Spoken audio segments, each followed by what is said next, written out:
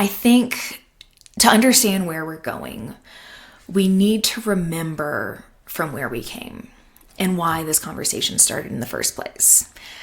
And I have been putting off this video because I don't want to go back there. I've been dreading even thinking about it. But we need to. I think it is necessary because there are still a handful of members of our community who are holding so strong in this one particular direction when it comes to short-term rentals. And I think it's important to recognize why that is. The summer of 2021, when this conversation started, was a very difficult time to be a local in the town of Telluride. It was.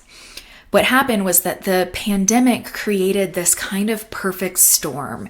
It was a combination of overcrowding with pandemic-induced travel. You have to remember, people weren't traveling to Europe. A lot of them weren't getting on planes. People weren't going to cities. They wanted to come to these places that had access to the safe outdoors. And so mountain communities especially were really overrun.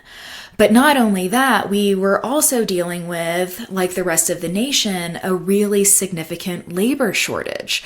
The service industry was an especially difficult industry to be in during the pandemic, because not only were you waiting tables or bartending or being a barista, but you were also having to enforce mask mandates. You were having to enforce social distancing requirements. And oftentimes you were having to enforce these rules with people who didn't necessarily want to hear it, and they weren't necessarily kind about it. So you were dealing with so much anger and impatience and, in a lot of cases, bad tipping to boot. So it was a really contentious environment all around. And I'm only using the restaurant industry essentially as an example. This was across the board.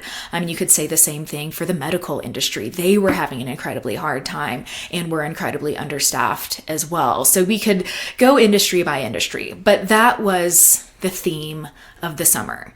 And there was no end in sight. There were no solutions being presented to help the community until the STR conversation came up. A very small group of people who happened to have a very large voice came to the community in a very authoritative state and said, your problems are being caused by short-term rentals. And if we cap the short-term rentals at this number that we came up with, that isn't going to solve your problems, but it's going to be a big start.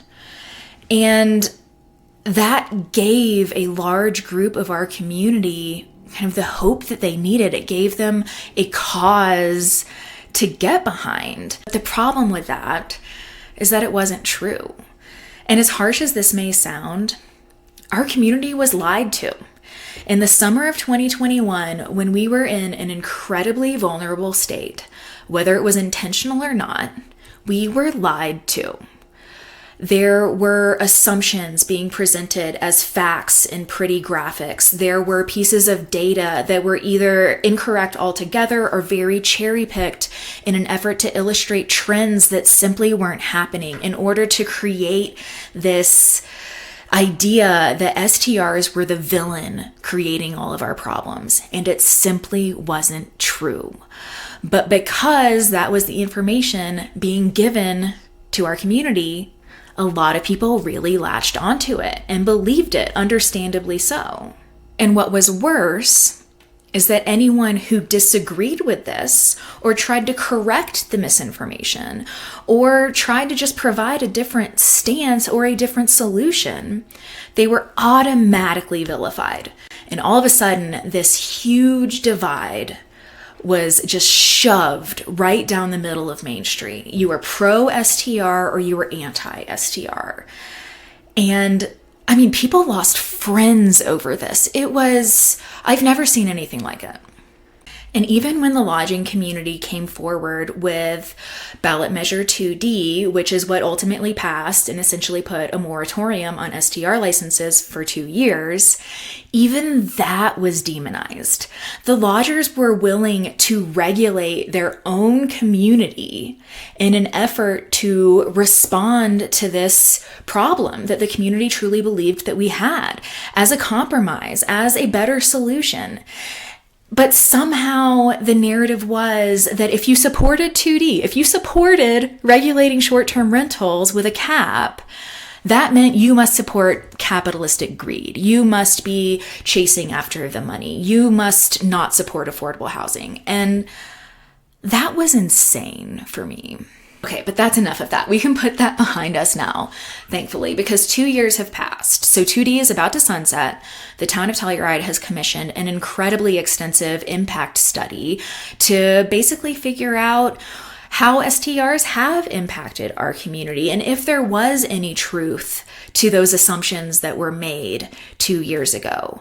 And the answer that we've been given is essentially no. I'm not suggesting that we weren't facing incredibly difficult problems 2 years ago. We were. But the problems were not caused by short-term rentals. Our problems were caused by the pandemic. It was an anomaly because now that the pandemic is for the most part behind us, knock on wood, so are those problems. We are no longer bursting at the seams with tourism. Our occupancy rates this summer have averaged in the 40% range. It's been very manageable, especially when you consider the fact that our labor is back on track to being in a more normal capacity again. Restaurants aren't having to shut down a few nights a week in order to give their staff a break. They're not having to close down completely like 2 restaurants did in the summer of 2021. Telluride didn't become a ghost town. We're not on that track. The anomaly year is behind us.